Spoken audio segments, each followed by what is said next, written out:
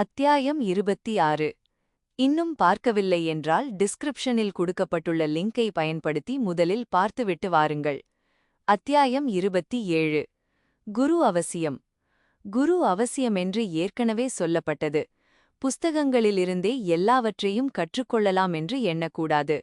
ரகசிய சாஸ்திரங்களை வேணுமென்றே இடையிடையோ பின்னமோ மாறுபட்ட அக்ஷரமோ உள்ளதாக நமது பெரியோர்கள் எழுதி வைத்திருக்கிறார்கள். சத்குரு நன்கு வானவர் சீடனுடைய குணதோஷங்களை உணர்ந்து அவனுக்குத் தக்க சாஸ்திரத்தை உபதேசிக்க வேண்டுமென்பது பெரியோர் கருத்து. மந்திர உச்சாரணையும் குருவினிடம் நேரில் அறிந்து கொள்ள வேண்டியது. உச்சரிப்பு தப்பு வந்தால் காரியம் கோணலாக முடியும். பல் 2. மேற்சொன்ன பின்னத்தின் உதாரணம் ரகசிய யோகி கிரந்தங்களில் மேற்பல்லும் கீழ்ப்பல்லும் சோத்துத கொள்ளக்கூடாது என்ற எச்சரிக்கை இருக்கிறது. இது பொதுவாக லபிக்கும் யோக நூல்களில் கிடையாது. இது தெரியாமல் அநேகர் புஸ்தகம் படித்து பல்லை கடித்துக்கொண்டே யோக அபியாசம் செய்து தீங்கு வந்ததும் யோகமே கெடுதல் என்று விட்டுவிடுகிறார்கள். 3. ஏற்கனவே 24வது அத்தியாயத்தில் சொல்லியபடி ஒவ்வொரு நபருக்கும் ஸ்தூல சூக்ஷ்ம அமைப்புகள் முகம் விரல் அடையாளங்களைப் போலவே தனி மாதிரியாகவே இருக்கிறது. ஆகவே சத்குரு ஒவ்வொரு சிஷ்யனுடைய அமைப்பையும் செவ்வையாக உணர்ந்து அவனுக்கு தக்க உபதேசத்தை கொடுக்கின்றார். சீடன் தயாரானால் குரு தானே முன்வருவார் என்கிற பழமொழி சகன பக்திமான்களுக்கும் அனுபவ சித்தம். பெரியோர்கள் ஸ்தூலத்திலும் சூக்ஷ்மத்திலும் சஞ்சரித்துக் கொண்டு தாய் சிசுவுக்கு பாலூட்டுவது போல் ஊக்கத்துடன் சீடனை தேடி தக்க உணவை அளிக்கிறார்கள். உதாரணமாக spirit teachings by M.A. Action என்ற நூலில் சூக்ஷ்மத்தில் சஞ்சரிக்கும் இம்பரேட்டர் என்ற பரமபதம் அடைந்த குரு அபார பரிசிரமத்துடன் அந்நூலாசிரியருக்கு உபதேசமளித்ததை காணலாம்.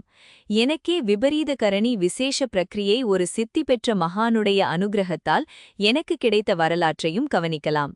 4. நிஷ்டை ஸ்திதி ஏற்பட்ட பிறகு கூட குருவின் மேற்பார்வை விசேஷம் என்பதற்கு நீல பிராட்டியார் கைலாச சம்பிரதாயத்தை கூறியிருக்கிறார். நிஷ்டை கூடினவர்கள் பேசவும் நகரவும் முடியாது. அச்சமயத்தில் திடீரென்று நிஷ்டையை கலைத்தால் கிலேசம் ஏற்படும், வியாதியும் உண்டாகலாம்.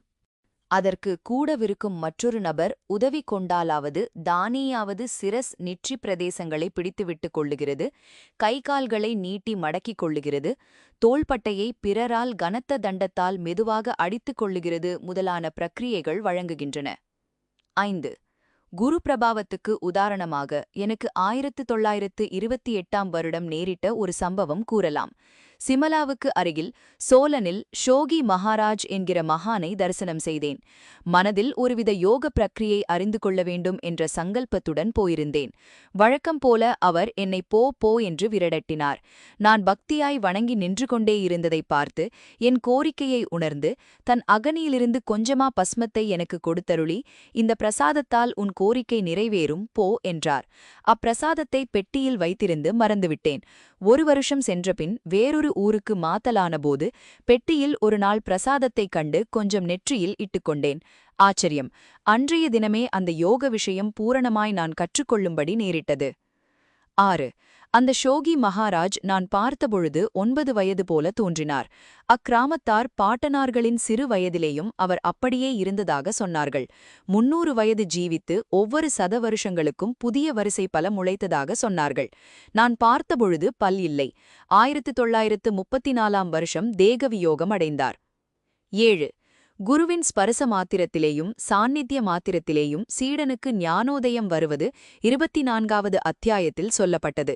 அத்தன்மையே ஸ்ரீ தக்ஷிணாமூர்த்தி மௌன வியாக்கியான பிரபாவமும் என்று அறியலாம். ரகசிய கிரந்தங்களில் குரு சீடனுக்கு ஞானம் உடனே கொடுக்கும் ஸ்பரிசம், நாடி போதன, வீக்ஷண முதலான விதானங்கள் சொல்லப்பட்டுள்ளன. அத்தியாயம் 27 முழுமையாக பார்த்ததற்கு நன்றி. இந்த வீடியோ உங்களுக்கு பிடித்திருந்தால் லைக் செய்யவும், உங்கள் நண்பர்களுடன் ஷேர் செய்யவும் மற்றும் உங்கள் கருத்துக்களை கமெண்ட் மூலம் தெரிவிக்கவும்.